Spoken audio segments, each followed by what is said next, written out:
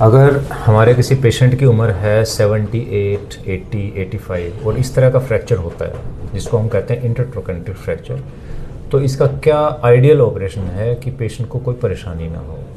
तो आमतौर पर इसमें बताया जाता है कि इसमें स्क्रू, रॉड या इस तरह की कोई चीज़ की जाएगी और ये ऑपरेशन आपको सजेस्ट किया जाता है जिसको कहते हैं PFN।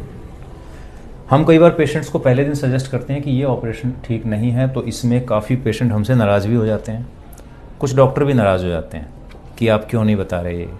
हम पहले दिन जब कहते हैं कि हिप रिप्लेसमेंट होगा तो patients and doctors don't agree with us, लेकिन हमें पता है कि कुछ महीने बाद क्या होने वाला है, and this is the problem. क्योंकि इस एज में बोन ऑस्टियोपोरोटिक होती है, स्क्रू लूज हो जाते हैं and the fracture never unites.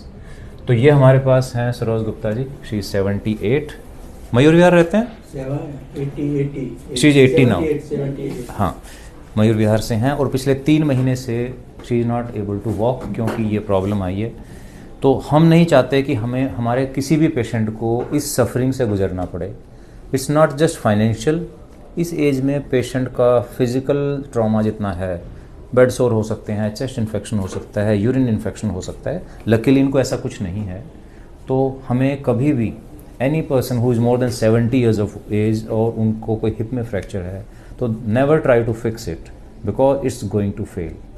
अब अगला सवाल आता है कि अगर हिप रिप्लेसमेंट करेंगे तो कौन सा करेंगे, that has to be non cemented, क्योंकि आमतौर पर सीमेंटेड ऑफर किया जाता है क्योंकि बोन ऑस्टियोपोरोटिक है, उसमें कहते हैं कि सीमेंटेड करो। नहीं, अगर सीमेंटेड करेंगे तो फिर कार्डियक इशू आएंगे, दिल की कोई प्रॉब्लम हो सकती है, इनको हार्ट का इशू हो सकता है।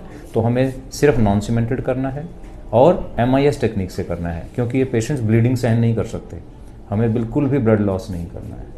तो this is the message, any person more than 70 years hip fracture है तो हमेशा MIS टेक्निक से नॉन सीमेंटेड हिप रिप्लेसमेंट करना है ऑन डे 1। Thank you.